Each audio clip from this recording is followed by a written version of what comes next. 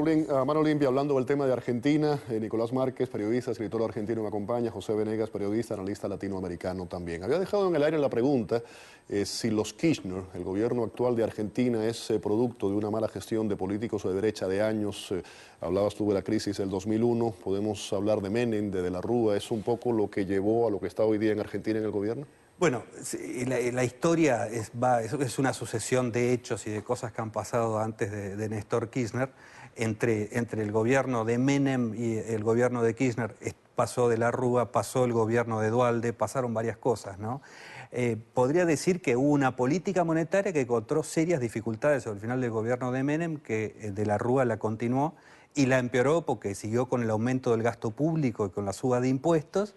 Y eso llevó a un colapso absoluto del sistema económico y lo que apareció fue el oportunismo de estas personas para hacerse con la suma del poder, teniendo en cuenta que en estos procesos de profundo pánico de la población, aquellos que aparecen como los salvadores tienen grandes oportunidades. Y creo que Néstor Kirchner era un brillante maléfico en ese sentido, que supo aprovechar la crisis económica, traer resentimientos del pasado con la izquierda, la historia de la guerrilla y todo esto, y hacer con eso un cóctel explosivo que estaba hecho en realidad... Repitió lo que ocurrió en Cuba en el 59 y después lo que pasó con Hugo Chávez en Venezuela.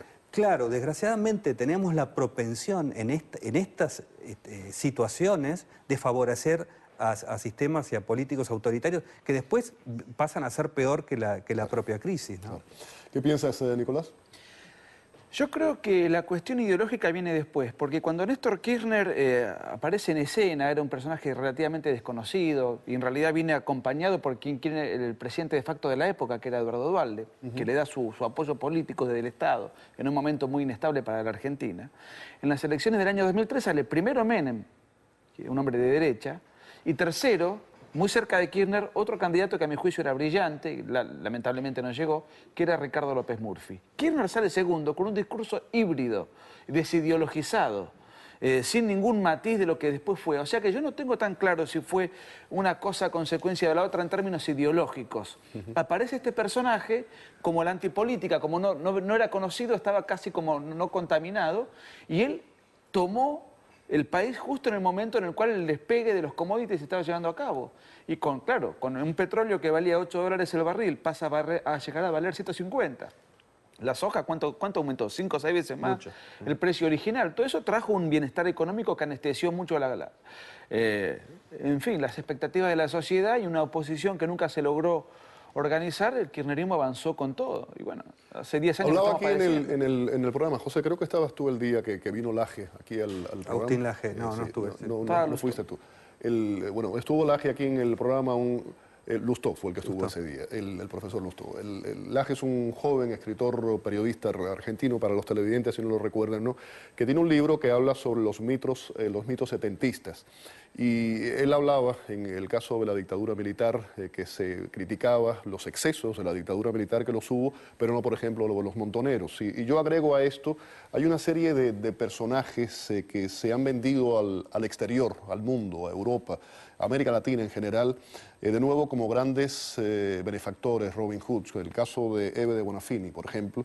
Yo recuerdo en la época de los 70 hubo un éxodo de cantantes, de escritores, de actores que iban hacia España específicamente, y yo te mencionaba antes el caso de Jorge Cafrune, Nacha Guevara, que iba con su espectáculo, que cantaba las canciones de Mario Benedetti en aquella época, y se le vendió al mundo esos excesos, y muchos de esos artistas fueron los que se encargaron de llevar eso hacia el exterior, y mucha gente lo compró. No sé qué piensan. Hay dos vertientes. Una es esa, la victimización. El terrorismo en Argentina siguió una estrategia de victimización y ya con el kirchnerismo llegaron a la reivindicación. Es un país lleno de monumentos a terroristas, a guerrilleros y asesinos, la Argentina. Ahora, Néstor Kirchner era un negociante que llegaba al gobierno para imponer a un grupo de amigos y empresas a hacerse de todos los negocios del país, y tomó esta causa del resentimiento, ¿no? Hurgó en el resentimiento, en la basura, digamos así,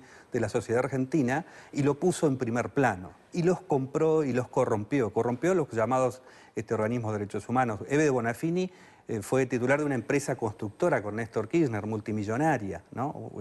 Con grandes escándalos de corrupción. Entonces, Néstor Kirchner supo tomar ese resentimiento, ponerlo en primer plano y utilizarlo para tapar sus negocios, que era lo único que le importaba, ¿no? Nicolás, regresando con los Kirchner, la fortuna de los Kirchner, la bonanza económica que han tenido es improbable de poder probar que ha tenido ese crecimiento económico de una forma transparente. ¿Cómo el argentino de a pie compra que tiene un gobierno que esa fortuna ha crecido de esa forma tan desmedida?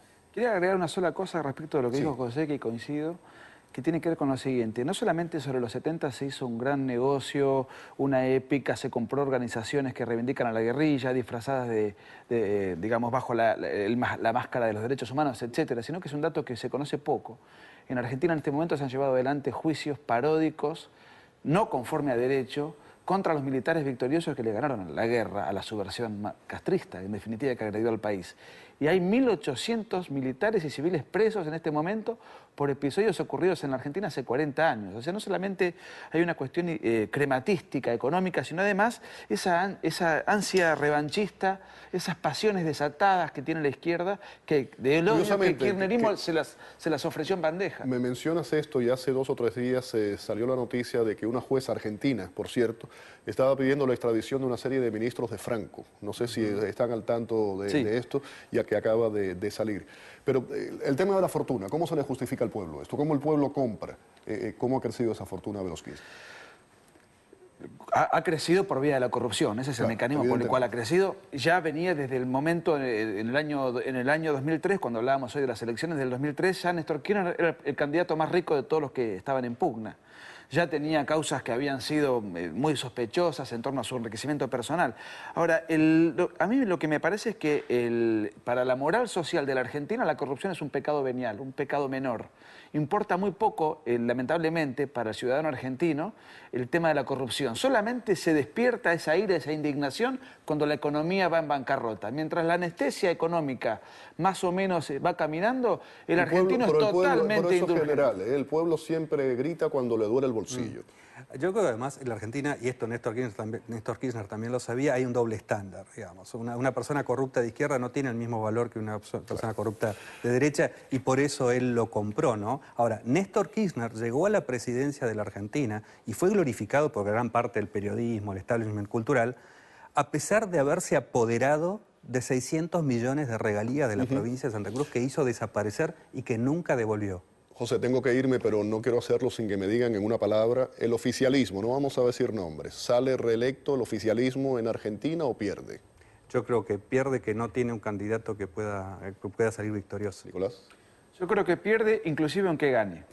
Eso está muy bueno. Te explico por qué, si me permitís un Pero segundo. muy rápido porque tengo que... El candidato que ellos van a poner como heredero es un personaje que se llama Daniel Scioli, que no es de izquierda y no tiene nada que ver ni con la guerrilla ni con todos esos sectores. O sea que aún ganando el proyecto ideológico para mí tiende a desaparecer. Muchísimas gracias a los dos por haber estado aquí en el programa. Gracias. Vamos a la pausa.